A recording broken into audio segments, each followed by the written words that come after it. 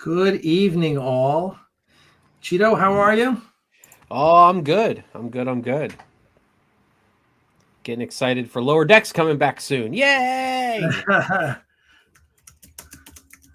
wait to Hold on. talk about the trailer. I was super excited to see the trailer when it dropped this past weekend.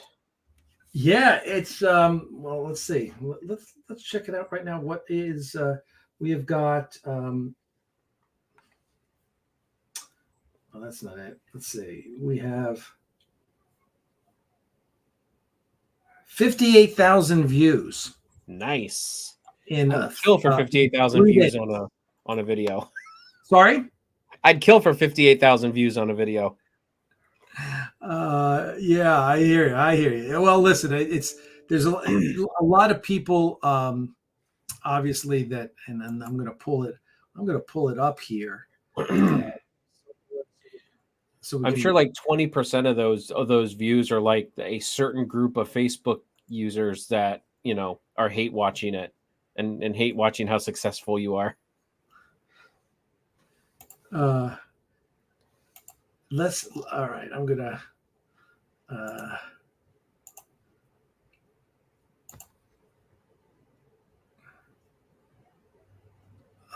I'm just I'm gonna oh we're going wrong.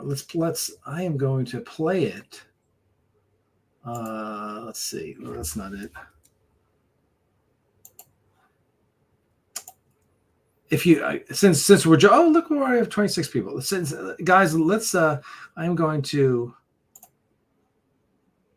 play the trailer here, and let's if you haven't seen it yet, you'll see it. And if you've seen it already, you can watch it again. It's Absolutely. only I wouldn't mind watching it again.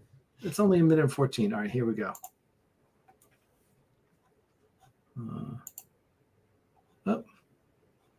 Oh, let's do this. I've got to get full screen here.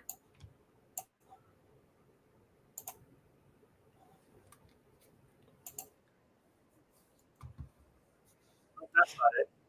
Sorry. Damn technology. Let me redo that. All right, there we go. Why'd you get copyrighted on your own video? After 4 years of war, the final battle was here. We brought our best to face our enemy. We brought our ships, our people, our ingenuity, our courage. But the Klingons brought something more. They brought Leviathans. The Klingons had unleashed their dreadnought, the D7, and it wreaked havoc upon us. And Karn and his forces were massed to end the fight in the most brutal way possible. And we all knew the very survival of the Federation was at stake. But I was not going to let it end that way. And I was not alone. When we have our backs against the wall, when we are outnumbered and outgunned, when the darkness is about to overwhelm us, that is when what it means to be Starfleet really matters. That is when every one of us stood up and said, it ends here.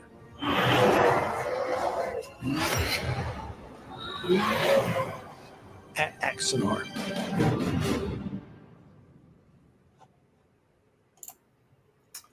Yeah, that was pretty good. So, like, the number one criticism that I've been reading is a couple of people have problem with the sound mix. Like, their computers are overwhelmed for whatever reason. The sound is overwhelming the voiceover, and I tested and worked on all of my computers. I didn't have a problem, so I think I've got to talk to Mark about that. I think certain people's computers are just not registering it, but the number one complaint, and I don't know, maybe half a dozen people have said, why are all the ships the same class? Yeah, what is this? The end of Picard season 1? Yeah. Yeah, and I was like, did you see Prelude? Did you? Yeah. They're basically bringing their most battle ready warships, more or less. The Axanar, they're not the Axanar. The Ares it's the Defiant of this time. You know what I mean? Like it is a battleship. So, and when you make battleships, I mean, that's like going to like a Star Wars battle, be like, why do all these Star Destroyers look the same? Yeah. You know, like, why do all these X-Wings look the same? Like, it's the same class. Like, I get it. Like with the problem with like Star Trek a lot of times in canon is that they're not a military. They're not like they function sometimes like a military, but they're not. Like each different classes of ships are like different functions. But like when they go to war, like in the Dominion War or anything like that, like you see all these different ships. But that's because they were pulling ships together that not necessarily were all battleships. Yeah. No. And they were at war here. You know what I mean? Yeah, and I, also the thing, I'll just say is we're going for an effect in this trailer, right? This is a teaser trailer. This is not the next 2 episodes, right? And so you may not see that shot in the next 2 episodes because we've already, the shots we're doing for the next 2 episodes are tons of different ships and all. But here we're trying to make a point, right? You're trying to convey something, and a lot of it is like, hey, cool. We haven't seen like a dozen Ares class ships all together. We haven't seen that before. Wouldn't it be cool to see that? So there you go, and it makes a point. And so anyway, there you go. Personally, I love those shots. The shot where they all start warping in, I just think and Mark did a great job of sound design.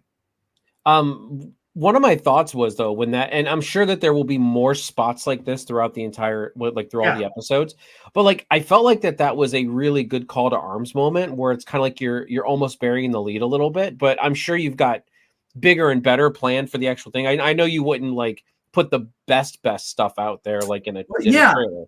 Yeah, that's why I was like, but I'm like, oh, that's an epic moment. And I'm like, oh, it's in the trailer, but I'm like, no, there's probably better stuff coming. So yeah, listen, this is a teaser trailer, and you got to understand that is it is not it's not the full trailer where we start showing you what's in Axanar, because most of that isn't ready to go yet, to be honest with you.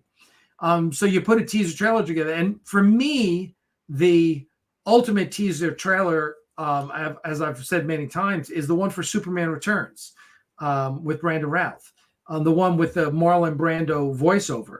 And if you've seen that, it's just epic, and it just rouses you. And you leave that little trailer, and it doesn't have much. It doesn't have a lot that's in the movie. But that's the point of a teaser trailer. It's coming. Just chill out. You'll see. Yeah. A teaser trailer gets you excited, and that's what this trailer did, right? This trailer has gotten people excited about things, and that's kind of what we're shooting for, is to create emotion and to let you know that it's coming. Which here, let's if you want to, we can go and let's see. Look at some of the comments here. Please make it so. You folks rock. Looking forward to this. Yes, finally it's coming. Finally, I can't wait. Cannot wait. Finally, thank you. Now here the Dark Porkins posted, it's so annoying when they just use the same ship design for the entire armada. Come on, it's bad when the actual Trek did it too. And my comment is, watch Prelude, dude. Right. So there you go. This guy's worried that it's going to be a CGI only orgasm of ship flybys. Well, listen, if you saw Prelude, you know what we're going to do. I mean, I'm not going to lie. I mean, I love CG orgy starship flyby porn sequences. I mean, I love those, but that's not what this is. Right. Yeah, exactly. So, I to all those people, I'm like, did you watch Prelude? If you watch Prelude, you know what to expect. but those ones haven't. You know those ones haven't, and they're just people scrolling through the internet. Somebody shared out the trailer, and they said, "Oh, cool! I like shippy ships," and then they clicked on it, and then that's all that they haven't seen Prelude. They haven't, and I mean, not that everybody should have seen Prelude. I'm not assuming, because obviously 7 billion people have not seen Prelude. You know what I mean? So there's going to be people who have not seen it. Of course. Scott Crisp, how are you doing, my friend? I haven't seen you in a long time. Scott, I know Scott from Dragon Con from way back. A good mate. He used to help run the Trek track, I believe, back in the day. Japham says, should Starfleet have actual warships in a boneyard to call up when they need it? Yes, they do. That's part of our lore. That's with the Deus class hospital ships. That's kind of what we're doing there. So there you go. We basically just answered this question. It's a teaser trailer. It's not meant to show you what's in Axanar. It's meant to get you excited for hanging around until the trailer comes out. Well, I can neither confirm nor deny that. But no, I'll say, yeah, we're working on that. There should be, right? Yes, there is, and that will be. We will be putting that out. Because I think I heard one of them was the USS Cheeto. I'm just saying. I mean, I thought I heard that was one of the names. I don't know. USS Cheeto, the Cheeto class. Yeah. Yeah. That's the Doomsday device. I mean, like it just looks like a big long Cheeto. It looks like a big long bugle, right? Oh, that too. Yeah. Isn't that what they're called, bugles? Yeah, bugles. Yeah. I forgot about those. God, you're right. They look more like bugles. I had today. I actually had a bag of Cheetos for the first time in forever. The Simply Cheeto, the ones that are, I guess they're organic, or they like grow on trees. Natural. They're natural. It doesn't have all the chemicals and stuff in them. They're supposed to be healthier. A healthier version of Cheetos. They have like different versions. Lay's is that Lay's? It has different versions, and the Simply Cheetos is a healthier version of Cheetos. Well, I'm the unhealthy version of a Cheeto. So. But I had a bag of those today, which was all right. I used to love Cheetos, but So he asked, what is the flavor of the Doomsday device? Whatever Bugles is. Yeah. Absolutely love your terrific trailer. Made the hair on the back of my neck bristle. Hey, from Australia. Martin, thank you very much. We appreciate that. We love hearing that. Very, very much. And it's interesting. Is it Ares class or Pegasus? I hate getting old. It's the Ares class. Pegasus is the operation that they were first introduced to at this hold on. This is from Florida. Ooh, maybe a friend. Hello.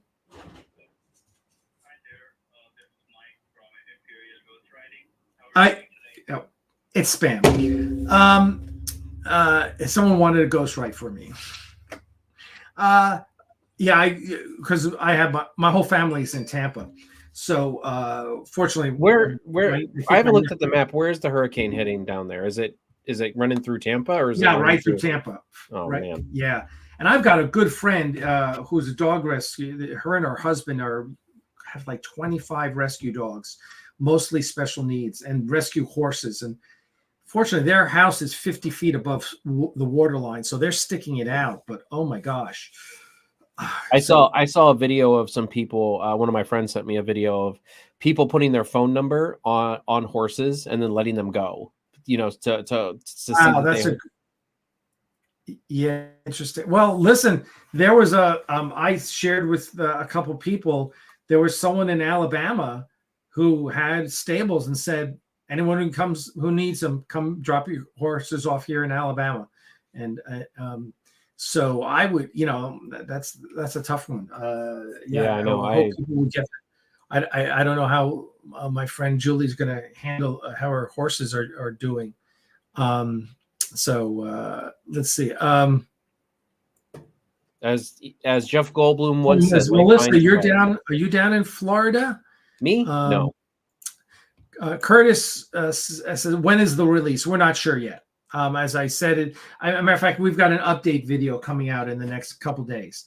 And It will be In out by November of 2030. Yeah. Guaranteed I'm not then or saying when it'll before. be out because it may be out, could be out in 3 months, could be out in 6 months. The thing is, we're working through post-production, and there's a lot of work that we're trying to knock out. And we did a lot of things in serial, not in parallel. So like when we were shooting, we weren't really doing the VFX for a lot of reasons. But now all of that's happening. So we'll see. We just had another call about post-production and stuff. So, so we'll see. So Curtis, hold tight. I'm right now. I'm going to say it's probably Q1 of 2025. So, first quarter, January, February. But if it gets pushed, it gets pushed because we also need to finish the Blu-ray and get the Blu-ray out. And listen, and a lot depends if, what's still happening with CBS. Hopefully by then they've cleaned house and gotten rid of, some assholes who were bothering us and make our life a little easier. So we'll see. There's a lot of factors right now. All I can say is as I've said, we're in the 20-yard line. We're in the red, we're in the red zone now. So things are happening fast. But even today something came up and it's like, oh fuck. So we'll see. All right. I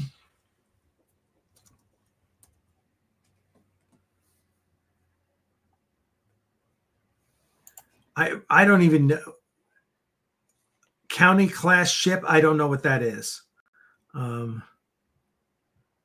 I mean, they're talking about World War II.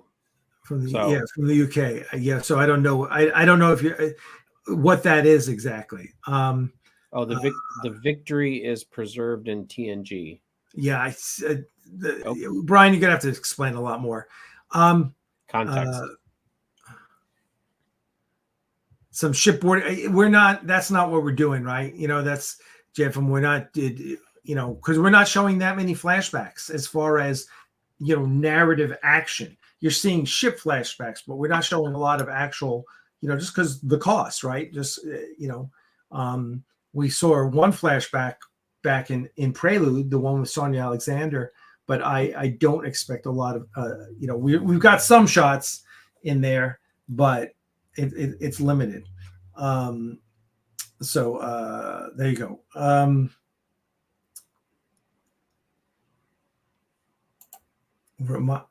Riker and his hologram starship. I don't know what that is.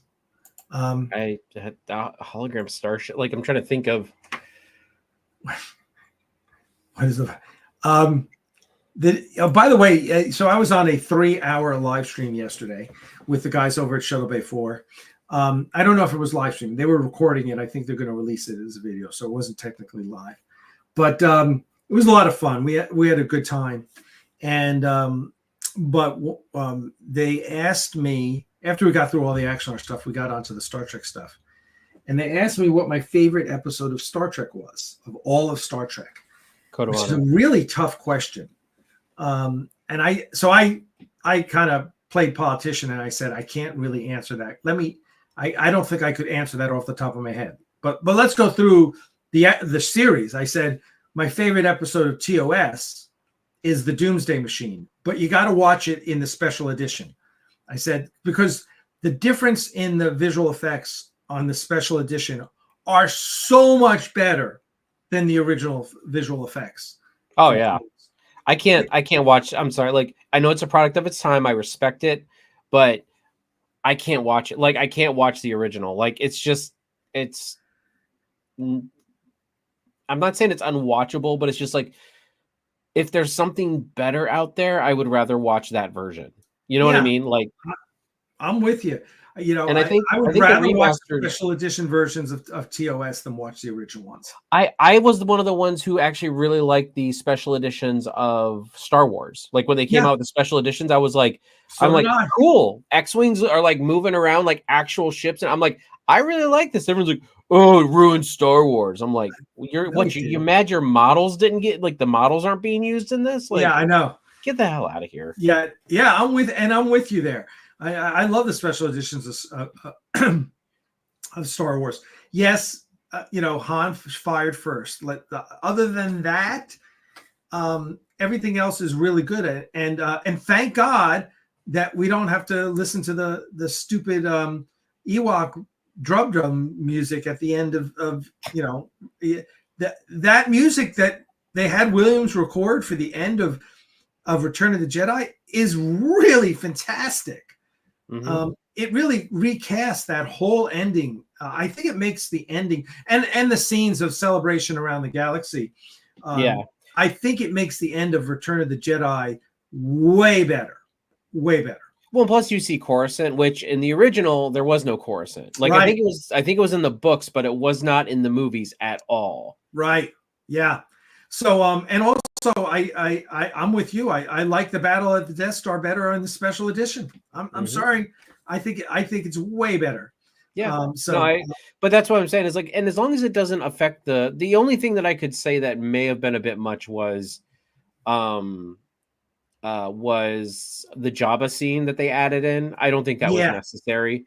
And I think that one, like, it was good. Like, they originally filmed that, right? Huh? They originally filmed it. They just didn't complete it. Yeah, and then they had some guy, like some Hun-looking guy, like stand in for Jabba, and then like there was this whole issue of Han walking behind him, and then he steps on his tail, and I was just like, "You're trying too hard with this." Like, I'm sorry, like that. This should have stayed on the floor. Like, like it, I didn't feel like it was that important. Well, also, there's also a difference between a special edition that's meant to freshen it up and make it more state of the art, and something that changes the narrative, which is what everyone objected to with Greedo shooting first. Yeah, I agree. Han should have shot first. Like that's how it just made it. They were trying to like heronize. I don't like make Han into more of a hero, so he wouldn't shoot first. And it's like, no, he's a dastardly smuggling scoundrel. Like, let him be that. That's what made him cool. Yeah. No, I agree. So, what's your favorite episode of TOS? It would either have to be Doomsday Machine or Mirror, because I love the Mirror Universe. Right. Mirror used to be my favorite, and then the special edition came out of Doomsday, and I kept watching it. And Doomsday Machine just has so much tension in it. There's and William Wyndham as Matt Decker is he's just wonderful. He's wonderful, and so yeah, I love it. Then TNG, and then I said, okay, so TNG, my favorite episode is Yesterday's Enterprise, and the only thing that prevents that from being the perfect Star Trek episode is the costumes of the Enterprise C. They're like bastardized monster maroons. Yeah. Which I just said that makes no sense. That just makes no sense. So I'm going to ding Robert Blackman on that. But other than that, I think it's freaking brilliant. Yours? Oh God, I hate to sound like a repeater, but like Yesterday's Enterprise is really good. I'm trying to think of a different one just because like Yesterday's Enterprise is the one that pops in my head.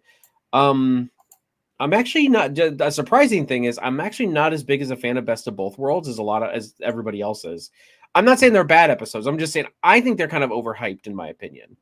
But that might be a product of the fact that I came after the episodes, whereas when people who were living during that age and they had to wait the 3 months for the season to come back around, like maybe that would have made a difference. But for me, it was like, Time's Arrow is really good. I've always had a soft spot for Time's Arrow in season 6 and 7. I love Time's Arrow. Yeah, it's a lot of fun. I love timeline shenanigans that works well. I know that there is a glaring plot hole. I think. Well, no, at that point when it came out, there wasn't. Right, there wasn't a glaring plot hole. Picard made the glaring plot hole. What did that? What? Guinan. Oh yeah. Yeah, but I think Right. because Guinan didn't know him, but some people say, "Oh, it's an alternate pass at blah blah blah blah blah blah blah." Yeah. Whatever, you know. Well, listen, I will maintain that Picard is an alternate timeline.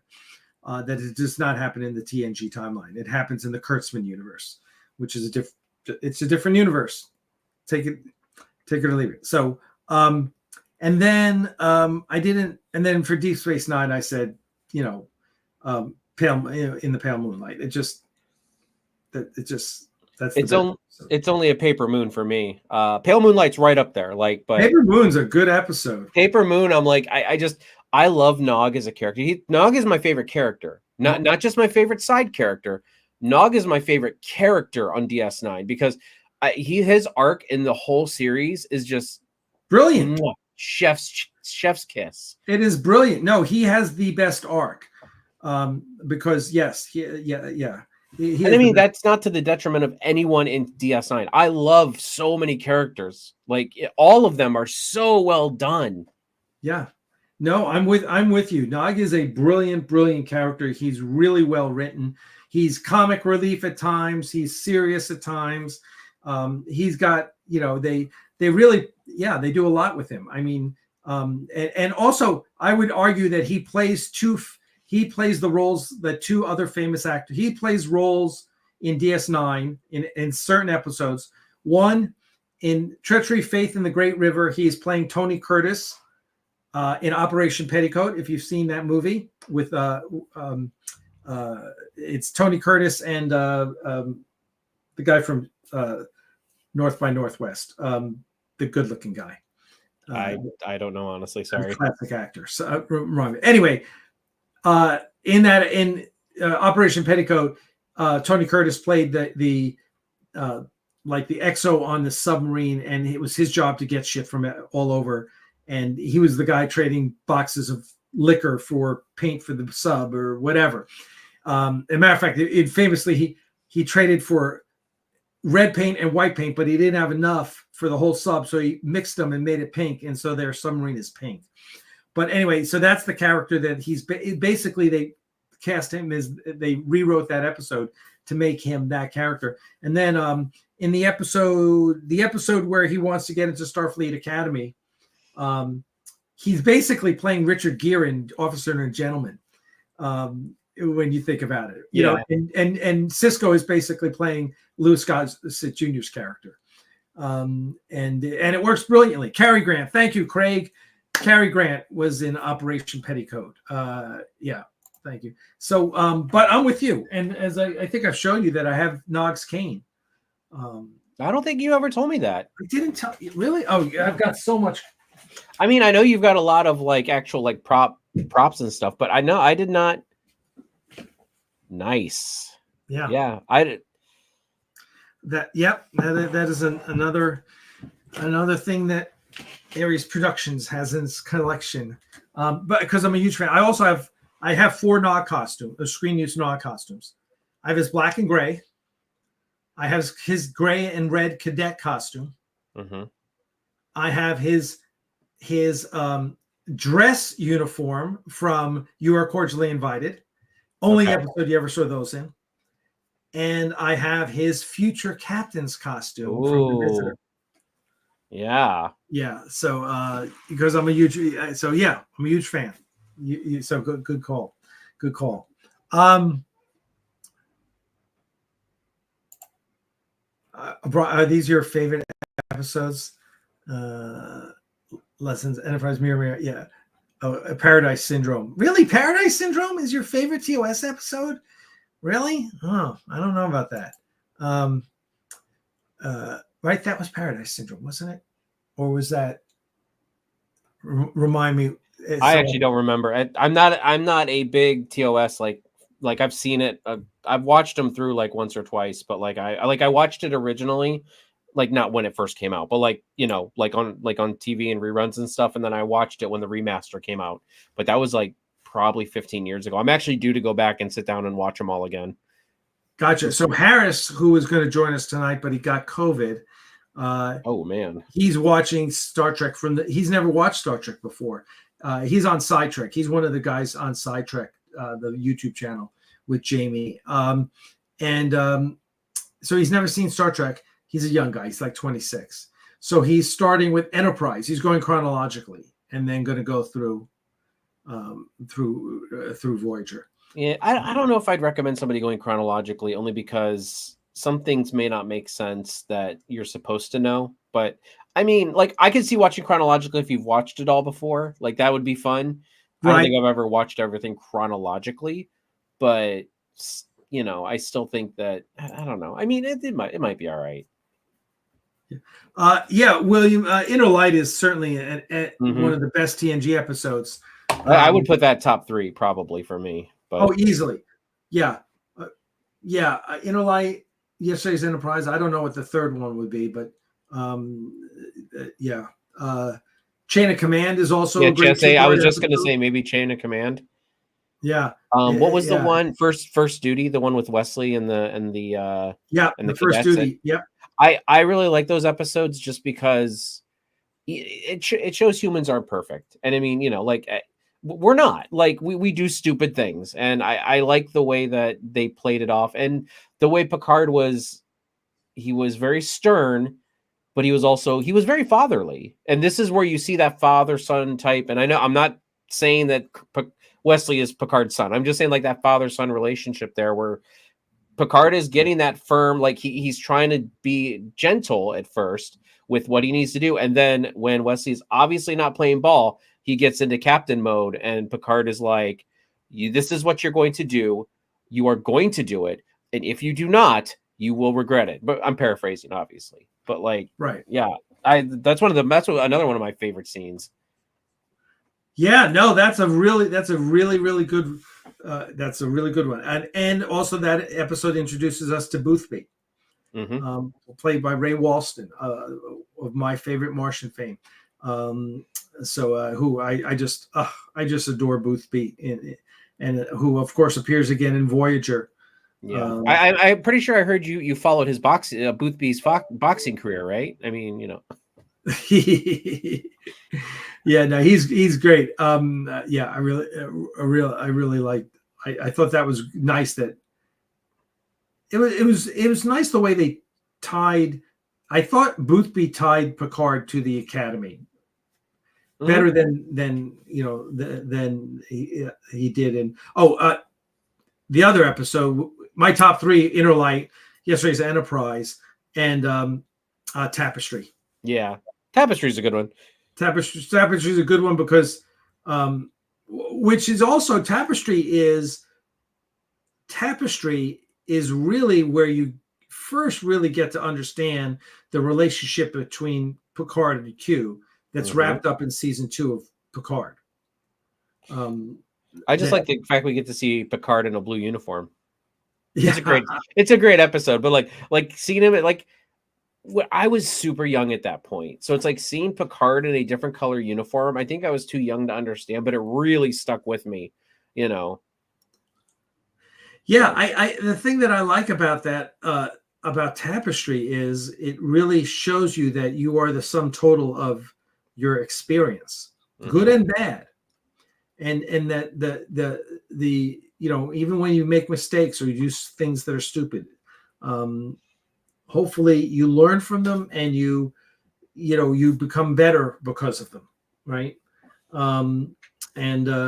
Yeah, I mean, because I saw that episode and it just it's so registered with me, because I really got it. I was like, it also gets us to the, when you listen to really successful people, they'll tell you that you learn from your failures, not from your successes, right? You don't learn a lot from your successes. You learn from your failures. And that's kind of great. That moment at the end where Picard's kind of bearing his soul to Riker about what he was like as a young man, which when you know that he never told anyone anything, but he was so buttoned up and such a tight ass before that. And the fact that he was taking the episode really changed Picard.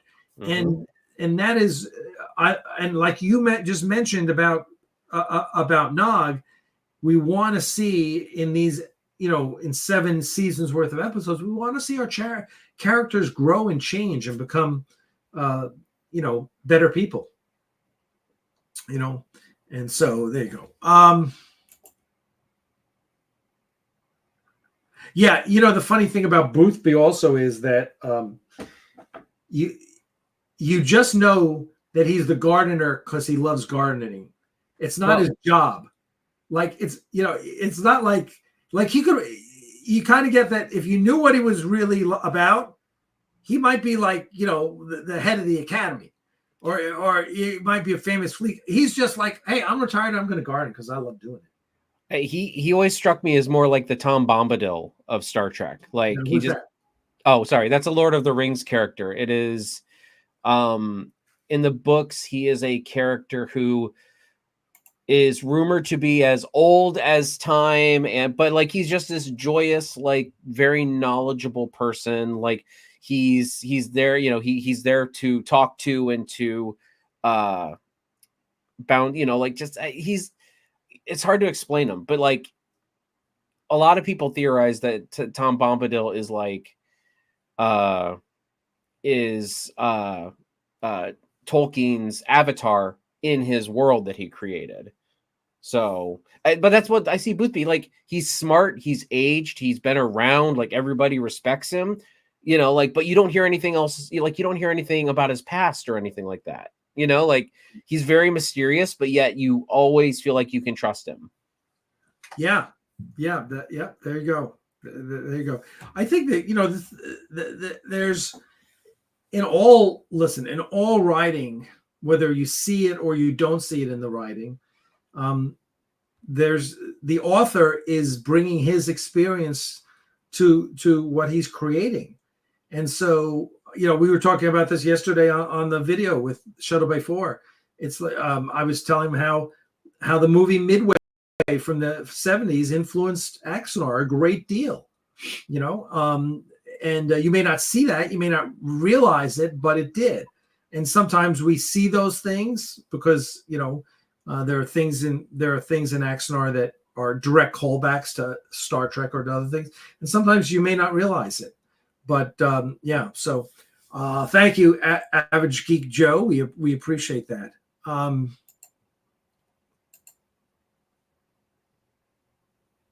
Yeah, he hits me as a retired Master Chief. That's exactly how he would hit me. Like he was an enlisted man, worked his way up to the top, got to the top rank, and then just like at some point he retired, and now he's just right. He's just just an average guy. I agree with Trent here. What's that? I agree with Trent here. That is one of the best scenes in DS9. Yeah, it is. It's from The Way of the Warrior. Yep. And it is where Quark is getting Garak to try root beer for the first time. And how they compare root beer to the Federation. It is one of the best scenes. Yeah, it absolutely, because it tells you so much about everything. And that's what I love about Deep Space Nine in regards to Trek, is because it was the breath of fresh air that Trek needed. Because look, I am all for the utopian future, people getting along, but that doesn't mean that everybody's going to get along, and that doesn't mean that anything out. Like if you want the Federation to be this utopia where everybody gets along, fine. But it's like that's boring if in the long run, like you've got to have. So it's like introducing this Cardassian and these Ferengi and all these different facets of different styles of even humanity, like different styles of humanity. Like, you've got the greed with the Ferengi, you've got kind of like the manipulative and like the manipulative and aggressive nature of like, the Cardassians.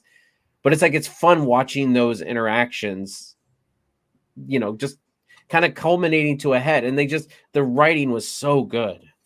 Yeah, no, I agree with everything you just said. That's why Deep Space Nine is my favorite Star Trek. Oh yeah, absolutely. It's mine. 100%. 100%. Yeah, and as far as my least favorite Star Trek, I am actually working my way through season 5 of Discovery. And I will say that they just had an episode, they had a time skipping episode in season 5 First of all, I do love Callum Keith Rennie, who plays the new first officer. He's a good actor. He was Leoben in Battlestar Galactica, and he's really good. And he is fantastic in Discovery. I will say, they've really written a well-written character, and the episode does a really good job of talking about relationships between command and the people that are commanded. It's a really, I was impressed. Still don't like Michael Burnham. I just can't stand her. I don't like the way they write the character. Like she's too everywhere. She's not like with Picard. It's like he was always there, but it wasn't in your face like it is with Michael Burnham. You know? Yeah. Yes, I think Michael Burnham is too much of the show. Yes, that's why it's called the Michael Burnham Show. Yeah, and that's not the way Star Trek's written. Star Trek's an ensemble with a captain who's the lead, of course. But in TOS you had a trinity, and in TNG you had maybe 6 major players, but Burnham just, I don't know. I don't like her attitude. I don't like the way she's written. I just, with all due respect to Sonequa Martin Green, who I think is a really wonderful actress. Anywho, so after this, I'm probably going to watch another episode or two. Let's see, because it's midweek. I'm trying. I was going to say, anything new on the streaming services you're watching? I mean, Penguin's on Max. Yeah, it's really good. Yeah, I haven't seen episode 3 yet though, but episodes 1 and 2 are like fan-freaking-tastic. Yep, agreed.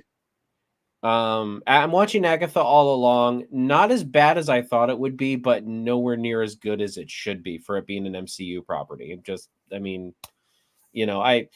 I hate the fact that, because like I'm already exhausted by everybody coming out, like the cast members coming out and saying, "Oh, this is going to be the gayest show you've ever seen." Like, can we just watch the show and like the show? It doesn't have to be gay. Like, if the show is gay, let the show tell us that. What show are you talking about? Agatha All Along. Oh yeah, okay. They're doing the same thing they did. Out yet? Mm-hmm. 4 episodes are out so far. I think tomorrow is episode 5. That's right. I think we watched episode 1. Episode 1 was bad. Like, I did not like episode 1. Yeah, I think we did watch episode 1, but we haven't. I think Crystal is watching that show. But we're watching. Yeah, so we're watching Penguin. Murders in the Building, which continues to be just a fantastic show. I have not watched that one. What else do I watch? I watch SEAL Team, which is okay. It's fun. And what else do I watch? There's another show. Did you see Lioness? Mm-mm. That was a Taylor Sheridan show. That was really good. That's on Paramount Plus. That's a good show. And I guess all the movies are leaving Paramount Plus. All the Star Trek movies. They're going. Where are they going now? I mean, I own all of them on Blu-ray, but they're going to MGM Plus. What is MGM Plus? I have no fucking idea. Like what? I have no idea. Strange New Worlds is okay. Yeah, I mean, it's okay. There's a lot of things there's some things I don't like about it, but overall, I think the storytelling is strong, and we've got a wonderful actor in Anson Mount playing Pike. There's some really wonderful storytelling. At Astro was a great episode. Yeah, but they're also messing with the timeline and being very overt about it. And it's interesting because they reset it so that Khan is now a child in the year 2024, right? And when asked about it, Akiva Goldsman, the showrunner, who's an Oscar winner for The Brilliant Mind, he said, "Well, we're updating the timeline to coincide with current events, because he's like, obviously the eugenics wars didn't happen in the 1990s." Well, yes, they did in the Star Trek universe, right? Yeah. And what Akiva Goldsman basically admitted is this is an alternate universe. Mhm. He admitted that's basically what they're saying. Whether or not you can keep trying to say it's the prime universe. No, this is an alternate universe. All of Kurtzman Trek is alternate universe, and I am hoping once Skydance has fully taken over Star Trek and my understanding again without nothing against Alex Kurtzman, but he'll be moving on and they'll be doing their own thing. Once that happens, I'm hoping they reset it and say, yeah, Kurtzman universe is a separate universe. Well, everything that was done there, that's a separate universe, which is fine, which is absolutely fine. Just like the JJ Trek being a separate universe is absolutely fine. We were used to multiple universes. So then when Skydance comes in, I think we've talked about this before, but like what would your first what would your first show be? Would it be Legacy? No. We haven't we talked about this? We have, but I'm trying to remember. Like if Skydance said, hey, Alec Peters, why don't you come and run Star Trek for us? Be the Kevin Feige of Star Trek. I say, okay, the first thing I would do is greenlight an anthology show. I don't want a single show. Let's explore the Star Trek universe. Let's see what people like. Let's expand it. And then maybe Legacy would probably be the second thing I would, although my understanding is that you would have to get some of that is now belongs to Kurtzman. The copyrights to anything that Kurtzman created belongs to Kurtzman. Oh, great. Right? Which I understand what's happened, which is typical, which is just shows the stupidity of CBS and Paramount in writing the contract the way they wrote it. I mean, what a major fuck up with giving Kurtzman the reins of Star Trek. But basically, anything now, any characters created by Kurtzman in any Kurtzman show cannot be used by Paramount CBS moving forward unless they license it from Kurtzman. It makes sense from a copyright standpoint. I understand that shouldn't be part of that. I was going to say that should all fall under the Star Trek umbrella because what you do is you have a certificate of authorship and you all those rights are always assigned to the studio. For some reason, the word on the street is that they didn't do that this time. That Kurtzman got the rights to his characters, which is fine because that's going to perfectly make it an alternate universe. That is literally going to make it so that Skydance is going to say, yeah, all that stuff is a separate universe, and they're never going to touch it again. So all the characters you've seen in Strange New Worlds or Discovery, that's never going to show up in Star Trek again. So you think when the Skydance thing goes through, they're going to cancel Strange New Worlds? Yes. They've already approved it for a season 4. Do you think? Yeah. Do you think they're going to get that season 4 out before? It'll maybe go. It might go 5 because it seems like 5 is the new 7. The overhead has been paid for, the sets and stuff. So it'll go. Yeah. So,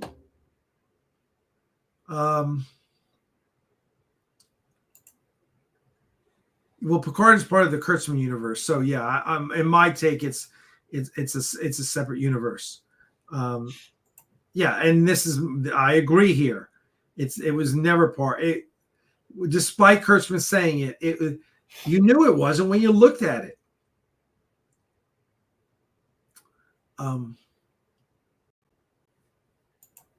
Yes, exactly. Yes, just make it an alternate universe. Just like the FASA is an alternate universe, just like the comics are an alternate universe and the novels are an alternate. Yeah, the multiverse is a wonderful thing. The multiverse is your friend. Can you imagine trying to tell people about the multiverse back in the 60s, though? Yeah. They were just excited there was a mirror universe. Yeah, I know. They're like, oh, this one alternate universe. And now we're just like, and for a long time for Trek, it was like the only other universe until JJ Trek came along was the mirror universe. Like if they couldn't go to any other universe. If they ever went universe hopping, it had to be the mirror universe. Otherwise, where the hell are they going? Until that episode of TNG with Worf. Was that called parallels, right? I think so. Yeah, I think it Parallels, was where parallels. we see there were a gazillion universes, and the that's really kind of yes, alternate universes are canon. It is canon to the Star Trek multiverse. Yes, exactly. But that's why I always say that's why I say there's a first contact timeline. From them going back in I know some people say it's a causality loop. I think it's more just first contact timeline started a new timeline, and that's what Enterprise, Strange New Worlds, Discovery, and stuff from there it kind of stemmed from. If you want, I'm sure that tons of things that happened in Enterprise happened in the Prime timeline, but I feel like the events of First Contact changed that timeline enough, and because the Borg showed up in the North Pole, or was it Antarctica or North Pole? I can't remember. Greenland or something like that. Because the Borg showed up there, it shows, okay, so Enterprise is technically a part of that alternate timeline. But at this point, there's probably like 15 timelines spread off from the Prime timeline at this point, like between just like one-off episodes and everything, that make the what was it? The Timeless episode with I don't know if in Voyager, where Harry Kim and Chakotay sent a transmission back in time to Seven. Like, that's an alternate timeline technically, because it's not like it's like, when I think, because I don't think they like reset everything at the end. I think they just fixed it for whatever timeline, but I think they still had their timeline. So yeah. No, you can drive yourself mad thinking about it. Oh yeah. But which is why I think it's an easy call. It's an easy call that this, Discovery universe is a different universe. Yeah, but see, the people keep calling for that, and I know it's different, but people keep calling for that in Star Wars, and I don't think it's ever gonna, like, everyone wants the sequel series to be like Legends, and it's like it's never gonna happen. Disney will now maybe if someone else bought Star Wars, let's say George Lucas took Star Wars back, maybe he would do that. Maybe he'd say, you know what, screw episode 7, 8, and 9. I'm doing my own. Maybe, but Disney will never admit defeat, and they will never decanonize episodes 7, 8, and 9. Which is a shame, because they're just so fucking bad. Yeah, they're nowhere near on par. They had with Heir. I'm not saying I want a word for word Heir of the Empire, like Heir to the Empire storyline, and they're kind of doing it right now with some of the TV shows, but it's like that is so much of a better route. And you know what? You have to recast. Like, I'm sorry, like, you can't have Harrison Ford at 80 some years old running around acting like Han Solo. I'm okay with them recasting those characters. I really am. Like, I'm like, give us a good Luke, and like honor the originals, but still let someone else do it. I thought the guy who played Han in Solo wasn't bad. You know what I mean? I thought it was fine. Yeah. Yeah. Oh yeah, All Good Things. That timeline too. I think that timeline was technically erased though, according to Q. Wasn't it? Like, wasn't that all condensed back down into one? Or in what? In All Good Things? Yeah. William Wells was asking about All Good Things. I was trying, like, timeline wise. Yeah. Yeah. I think that was all a part of the same timeline because of Q shenanigans, because Q can just do that. That's like in Picard season 2, like when Q altered, it was the Prime timeline that Q changed, but then they went and they changed it back. And Q can do that because he's Q. Right. Like, speaking of Tom Bombadils sorry, I just got done watching. That's another thing that Het's been on is Lord of the Rings, Rings of Power. Season 2 was just ended. Oh, how was that? Oh, it was really good. I liked it. I'm not a book enthusiast, so like I don't freak out about every change to the books that happen. But no, it was really good. I thought it was a real big step up from season 1, writing wise. Oh, that's the other thing. I don't think I've been following Game of Thrones, House of the Dragon. Yeah, Zam watches it. Zam says it's really, really good. I have to talk to Crystal about that. Maybe she's finished seeing it. But couples, when you can't do that. When you finish a show before your significant other, there's problems. You just can't do that. I know. Yeah. Well, also our schedules are so different since she works nights. It's like Oh yeah. we rarely have time to, you know, and yeah, and she's always watching her YouTube, I don't know, her real crime dramas or whatever. Oh boy. Yeah, I can't get into those. Yeah, no, neither can I. That's how we meet. We meet in the middle on Only Murders in the Building because it gets her real crime kick in. Something I can watch. Yeah, right. Yeah. Well, let's see. Just we're kind of at the end here, so wrapping up. Hopefully most of you guys have been paying attention to our updates and things like that. I do want to, I want to stress, since we were having this conversation the other day, join our Patreon campaign, because right now we're putting a lot of stuff up on the Patreon. And a lot of behind the scenes stuff on Axanar. So if you're really interested in what's happening behind the scenes, usually every other day now I'm putting something up, stuff that's I'm not putting up on on the website or anything, because I only have so much time. So but do check it out. It's a lot of fun. You can join for $2 a month. So it's $2, $5, $10. You choose, but $2 a month you can get all the behind the scenes stuff. And so it's a lot of fun, and I get stuff for the VFX teams, and I throw it up on Patreon so you can all see what we're doing. But there you go. I don't know what else. You got anything coming up?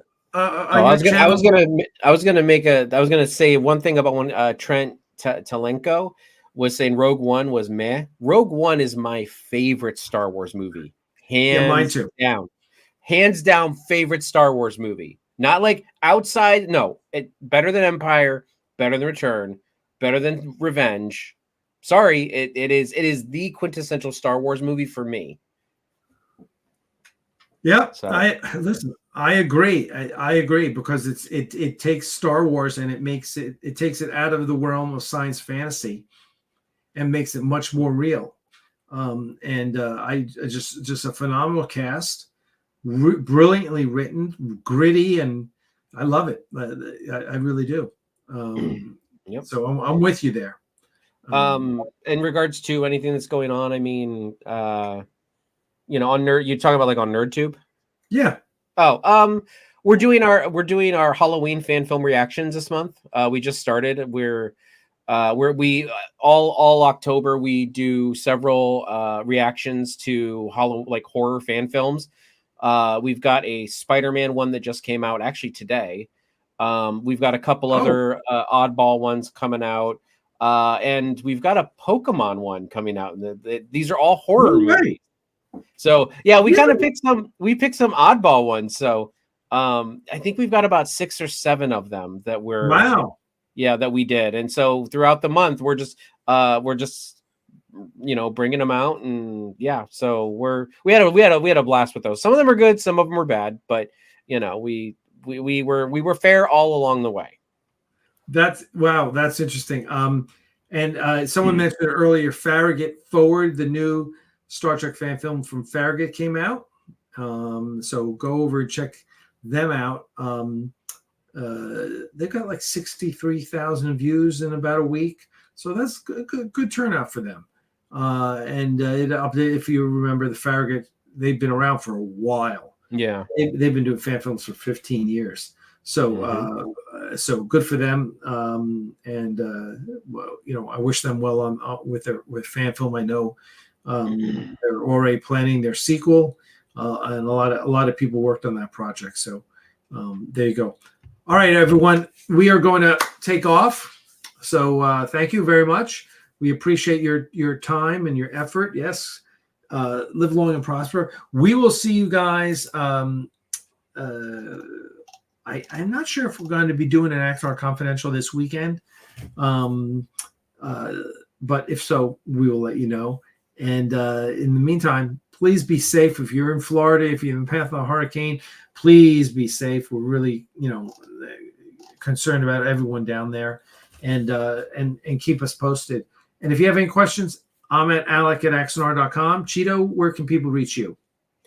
I on the NerdTube page. I mean, you can go on the community tab. We don't really have like an email or anything set up where people can get a hold of us. We have kind of like a Facebook group called Nerd Nation on Facebook. Oh, there you go.